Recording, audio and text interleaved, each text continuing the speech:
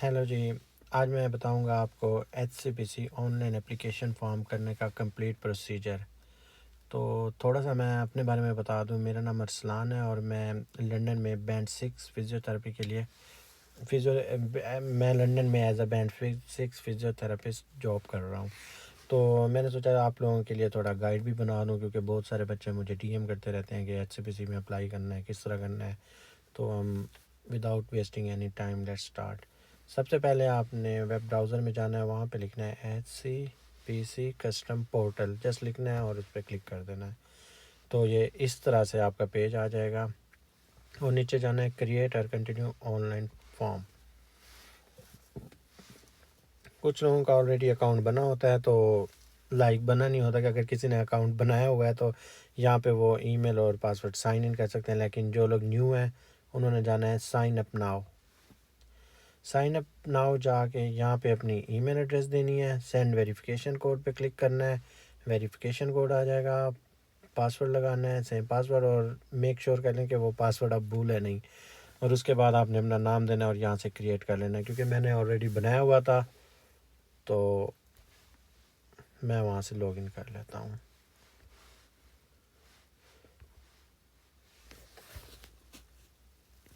Okay, इस तरह से लॉगिन करने के बाद आपको यहाँ पे आएगा मोबाइल नंबर देना है आपने। और यहाँ पे जो मोस्टली बच्चे मिस्टेक्स करते हैं वो पाकिस्तान, इंडिया, बांग्लादेश में बैठ के अप्लाई करते हैं और नेक्स्ट मंथ उन्होंने यूके जाना होता है। और जब यूके आ जाते हैं तो वो जो मोबाइल नंबर उन्होंने पुराना दिया होता है वो अक्सर लोगों का बंद होता है, तो उन्हें काफ़ी ट्रबल करनी पड़ती है। इसलिए मेक श्योर कर लें कि आप कोई ऐसा नंबर दें जो आपको गारंटी हो कि वो आपका यूके आने के बाद भी पीछे बैक होम वो नंबर एक्टिव रहे। बिकॉज़ जब भी आपको पोर्टल ओपन करना पड़ेगा कि एचसीबीसी वाले पहले आपको उस नंबर पे कोड सेंड करते हैं, कोड डालते हैं, तब जाके आपका ये पोर्टल ओपन होता है। और विदाउट दैट कोड आप ये पोर्टल ओपन नहीं कर सकते। फिर आपको कॉल्स करनी पड़ती हैं, ईमेल्स करनी पड़ती हैं, नंबर वगैरह चेंज। तो इसलिए ट्रबल से बचने के लिए बेहतर यही है कि आप नंबर ऐसा दें जो हर वक्त ऑन रहता हो। तो मैं तो ऑलरेडी यूके में हूँ, इसलिए मैं अपना यूके का नंबर ही दे देता हूँ। इस तरह से वो सेंड कोड करना है और ये कोड आपके नंबर पे आ जाएगा। आ गया है 544890 वेरीफाई कोड। ये आप जब भी पोर्टल ओपन करेंगे तो ये कोड आपको मस्ट सेंड करेंगे, इसके बगैर आप कभी पोर्टल भी ओपन नहीं कर सकते। इंटरनेट थोड़ा यूके में स्लो होता है। यहाँ पे आपने जाना है new application, applicant type, if you apply outside the UK please select international. So क्योंकि मेरी वीडियो उर्दू या हिंदी वालों के लिए है तो मोस्टली इंटरनेशनल स्टूडेंट्स ही होंगे। यहाँ पे आपने देखना, अगर आपकी बैचलर्स यूके में है तो आपने यूके सिलेक्ट करना है। अगर आप back home from Pakistan, India, Bangladesh से कर रहे हैं तो इंटरनेशनल सिलेक्ट करें। उसके बाद ये आपने छोड़ देना है। हैव यू प्रीवियसली रजिस्टर्ड, अगर ये भी नो करना है। अगर आप पहले रजिस्टर्ड थे, आपकी वो एक्सपायर हो गया तो येस करना है। वो तो आई एम श्योर उनको तो पता होगा किस तरह करना है, लेकिन जो न्यू है फर्स्ट टाइम है उन्होंने यहाँ पे नो करना है। प्लीज़ सेलेक्ट प्रोफेशन, यहाँ पे जाके आपने फिजियोथेरेपिस्ट करना है। उसके बाद आज यू अप्लाइंग, नो, यहाँ पे ये सारे कंफर्म कर देने हैं। Okay, this was very simple. I am sorry about the internet. Add modality, इसको नहीं छेड़ना आपने, इधर कुछ भी नहीं करना, ये ऐसे ही रहने देना है। Save and continue.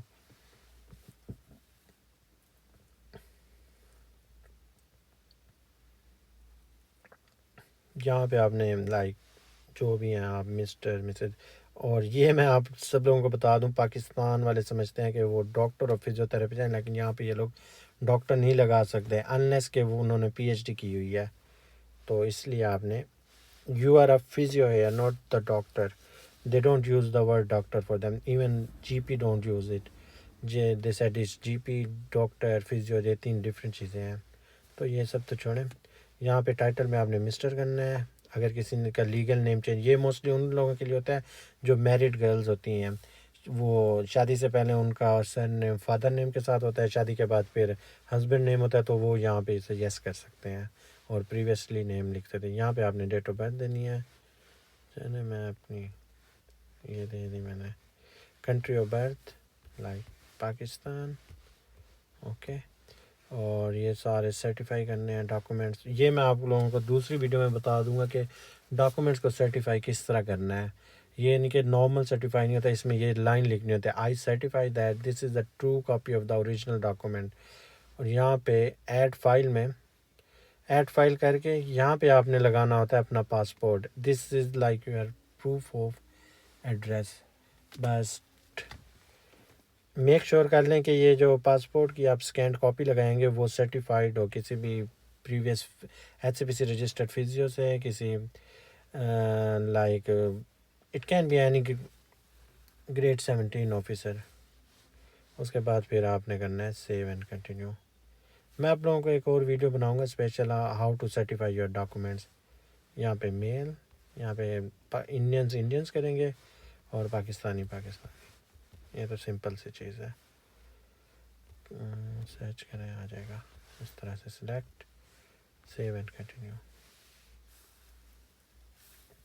ओके, यहाँ पे फिर आपने वही मोबाइल नंबर देना जो पीछे दिया था हमने, 7597650756। ये यूके में रहने वालों के लिए तो इजी होता है, यहाँ पे पोस्ट कोड डालते हैं और उनका एड्रेस आ जाता है। बाकी ये मैं आपको ट्राई करूँगा कि मैं हाइड कर लूँ। LU13J,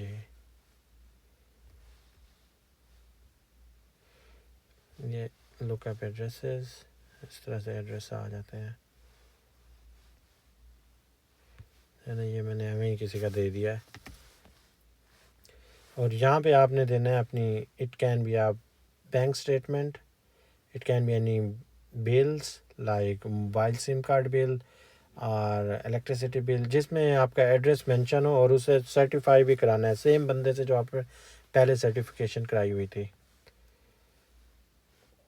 ओके, सो इधर है वही bank, mostly people bank statement use करते हैं, ऐड फाइल कर देना। और ये बात माइंड में रख लें कि बैंक स्टेटमेंट यहाँ पे यूज़ हो रही है proof of address, not your amount, how much amount is it.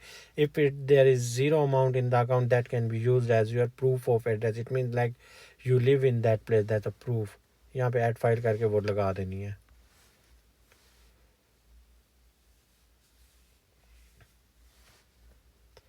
Okay, so add qualification करनी है।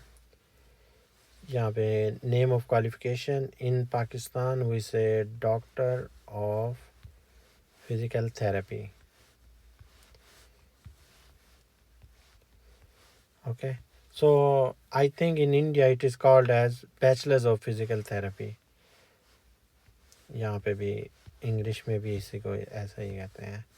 जो भी है अपने कंट्री के हिसाब से देख लें। ये आपकी मोस्टली डिग्री के ऊपर मेंशन होता है आपकी name of qualification.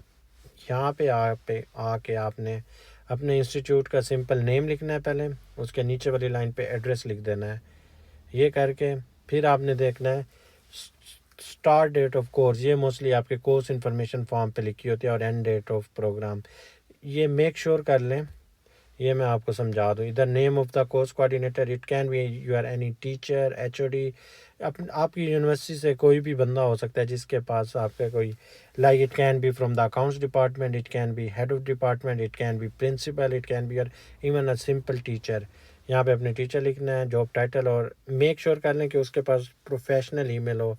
Professional email का मतलब @ के बाद Gmail, याहू वगैरह नहीं चलता। लाइक इस तरह से कर लें, @ ऑफ आपकी यूनिवर्सिटी का नाम होता है .co.uk, हमारा तो इसी तरह होता है, तो आप लोगों का .com भी हो सकता है, लेकिन @ के बाद यूनिवर्सिटी का नाम मेंशन है। और ये पोर्शन जो है start date, end date, name of course coordinator, name of qualification, ये आपने पिक्चर ले लेनी है, क्योंकि HCPC वाले बाद में आपके कोऑर्डिनेटर को मेल करके वेरीफाई करते हैं कि ये बच्चा आपके पास था, और उनसे ये सारे क्वेश्चंस पूछते हैं। इनके आपने एग्जैक्ट सेम आंसर देने होते हैं।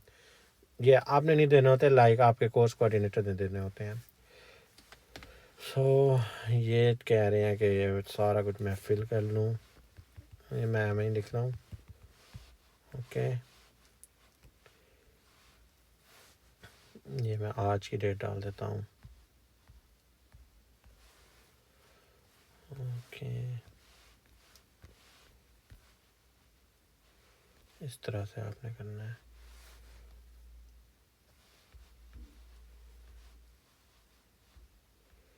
ये तो मैं एवं ही गलत डेट्स डाल रहा हूँ, लेकिन आपने सही डेट्स डालनी है। आपने डबल चेक कर लेना है कि ये डेट सही है, क्योंकि इसी की वजह से प्रोसेस समटाइम्स डिले हो जाते हैं।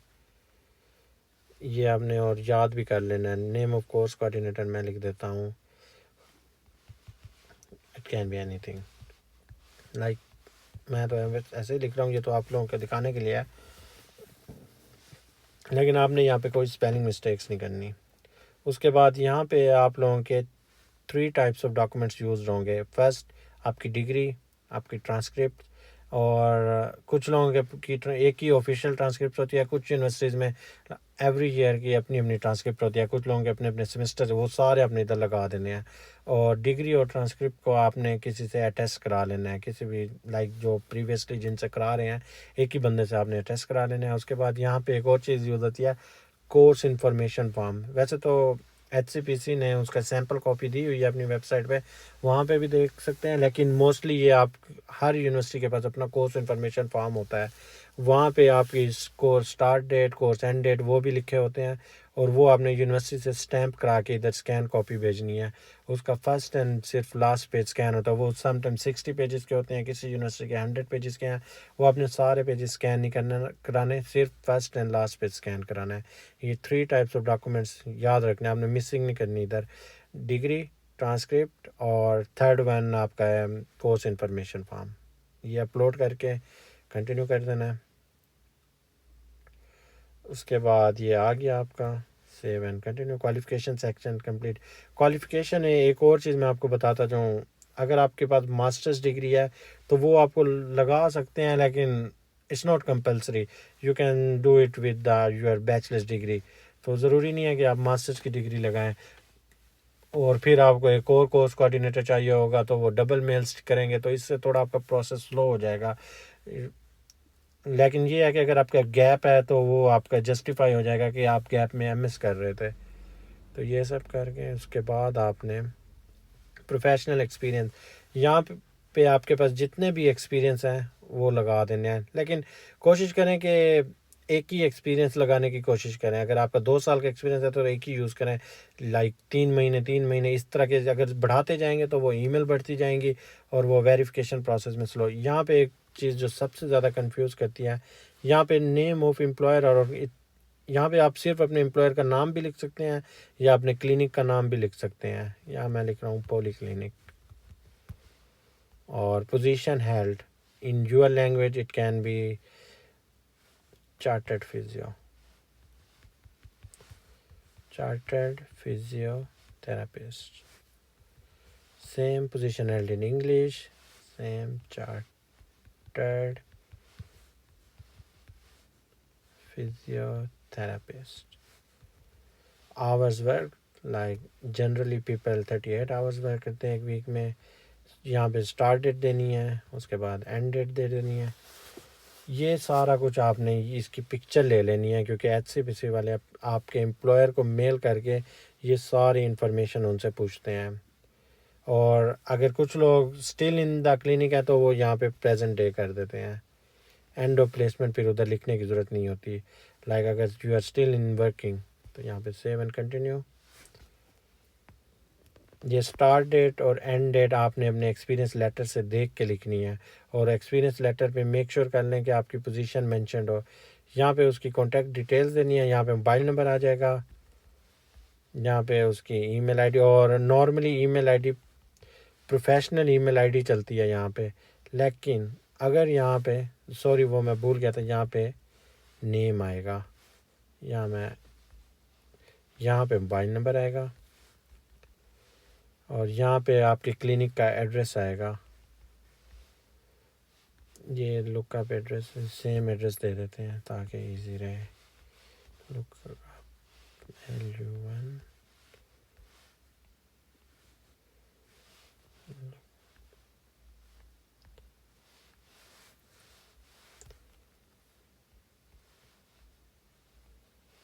लुकअप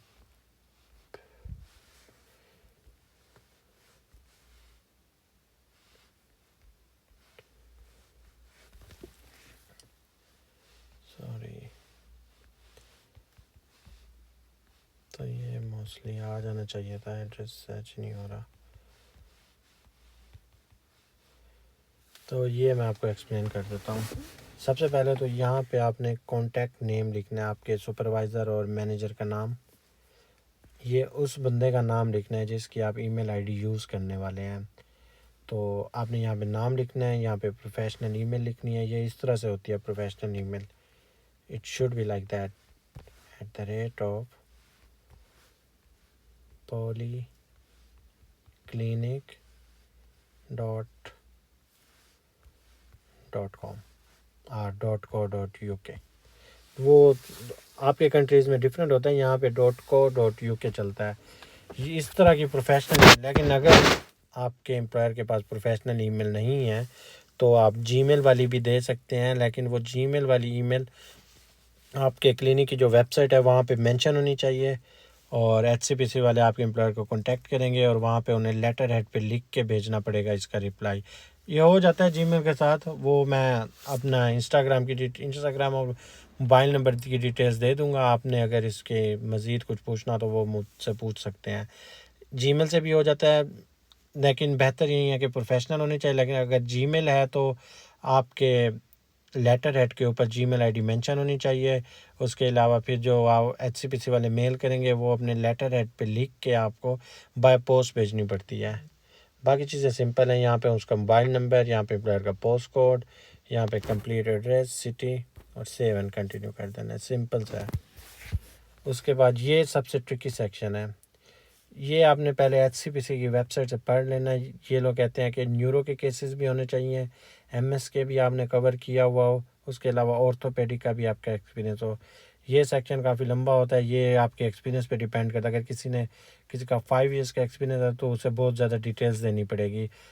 मोस्टली बच्चों का जो जिसकी भी रिजेक्शन होती है सिर्फ इसी सेक्शन की वजह से होती है। अगर एक बंदे ने ये सही से केस स्टडीज़ नहीं देखी, आपने ये आपने देख लेना, आपका जिस तरह का एक्सपीरियंस है सब कुछ इसमें डाल देना है। इसके लिए भी गाइडेंस चाहिए तो वो मेरे इंस्टाग्राम पे मुझसे कांटेक्ट कर सकता है, मैं उसे गाइड कर दूंगा। इसमें कोई टेंशन वाली बात नहीं है।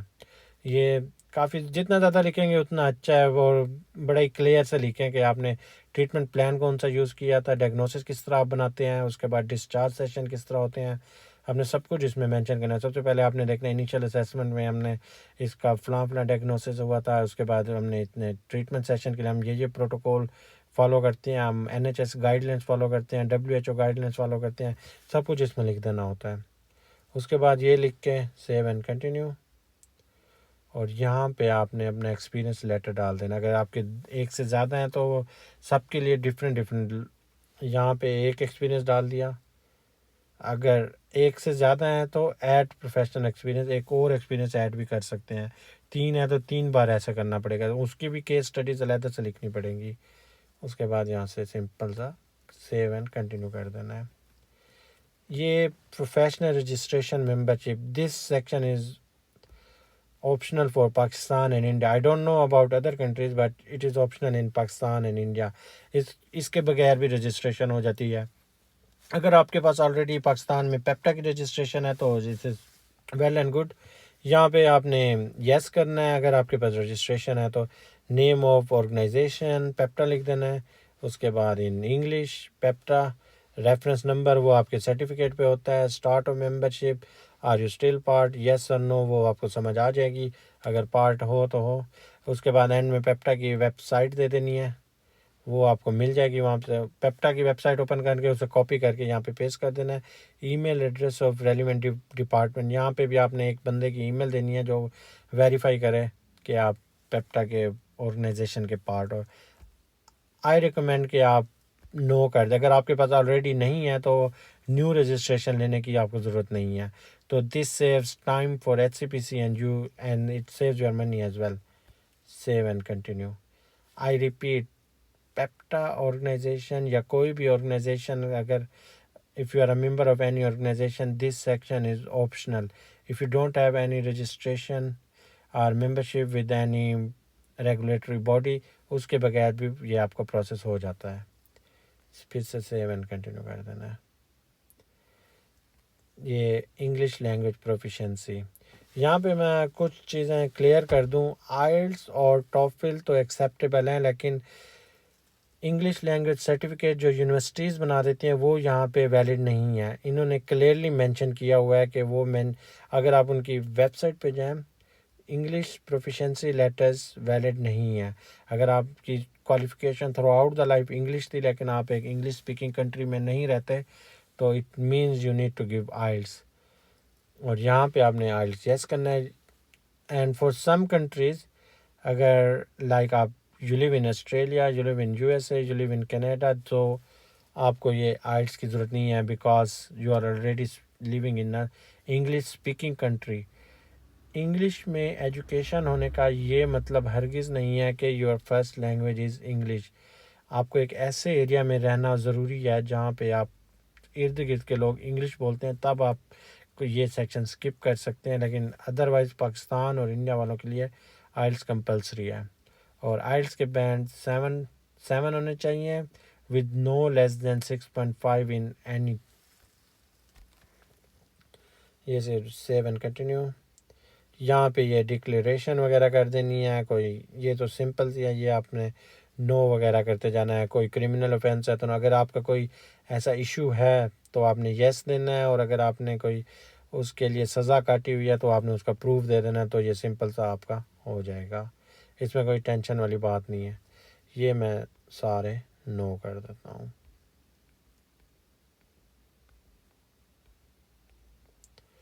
ओके, इस तरह यहाँ पे भी same no and save and continue. ये अब यहाँ पे मुझे रुक जाना चाहिए, अदरवाइज़ मेरी एप्लीकेशन सबमिट हो जाएगी। इसके बाद ये सिंपल सी चीज़ें हैं, लाइक मैं आपको एक्सप्लेन कर देता हूँ। Disability no, and any long term condition I don't have any disability, no no. Ethnicity Asian और British Asian, okay, I am Pakistani, never married. Religion, it can be any, whichever you have. Muslim. What is your sex? Male is yes.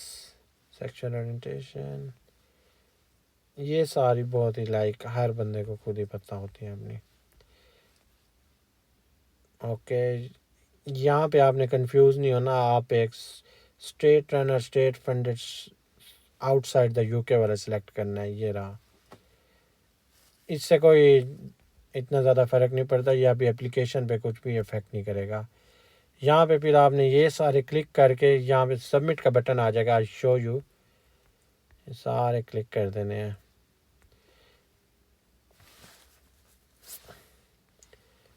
थोड़ा wait करें, sometimes ये submit का button नहीं आता क्योंकि हम कुछ पीछे मिस कर रहे हैं। Proof of identity and proof of, क्योंकि हमने डॉक्यूमेंट नहीं सबमिट किए इस वजह से। अदरवाइज़ यहाँ पे आप लास्ट को टच करेंगे तो नीचे से सबमिट बटन आ जाएगा, सबमिट हो जाएगा। उसके बाद ये आपसे £540 फ़ीस स्क्रूटनी फ़ी करेंगे, और ये नॉन रिफंडेबल फ़ीस है। एक और चीज़ मैं आपको बताता चलूँ, ये सिर्फ स्क्रूटनी फ़ी है, और जब आपकी एप्लीकेशन एक्सेप्ट हो जाती है £190 आपको दोबारा पे करने पड़ते हैं। ठीक है, आज के लिए इतना ही। तो अगर कोई भी क्वेश्चंस हैं तो आप नीचे कमेंट्स कर सकते हैं, या मैं अपनी इंस्टाग्राम की डिटेल्स शेयर कर दूंगा, वहाँ पे आप मुझसे पूछ सकते हैं। It's a very simple process but, और अगर आपने क्विक रिस्पांस चाहिए तो आपको keep your application as simple as possible, तो ताकि जो आपका यहाँ पे जो ऑफिसर आपके डील कर रहा है केस, उसके लिए आपने हर चीज़ क्लियर करके बतानी है, ताकि वो ज़्यादा टाइम ना ले आपके लिए डिसीजन लेने के लिए। जितना आप सिंपल और क्लियर रखेंगे उतना आपको जल्दी लाइसेंस मिल जाएगा। मैं कुछ अपने फ्रेंड्स को जानता हूँ, उन्होंने 14 डेज़ में भी लाइसेंस लिया है। सो कीप इट सिंपल, और रिप्लाई टाइम पे करवाएं अपने एम्प्लॉयर और अपने टीचर से। सिर्फ 2 रिप्लाई आपने करवाने हैं। अगर आपकी पेप्टा की रजिस्ट्रेशन है तो 3 रिप्लाई कराने पड़ते हैं। अगर आपके एक्सपीरियंस 1 से ज़्यादा हैं तो उन सब से आपने रिप्लाई, अगर वो आप टाइम पे रिप्लाई कर देंगे तो इंशाल्लाह आपको 1 महीने के अंदर अंदर लाइसेंस मिल जाएगा। 540, और ये जो £190 पे करने, ये आपने हर 2 साल बाद पे करने हैं आपकी रजिस्ट्रेशन रिन्यू कराने के लिए। उसके अलावा फिर मैं नेक्स्ट वीडियो बनाऊंगा, उसमें आपको गाइड करूंगा कि आपने डॉक्यूमेंट्स कौन कौन से और किस तरह से अटैच कराने हैं। ठीक है, अपना ख्याल रखिएगा। ओके, अल्लाह हाफिज़।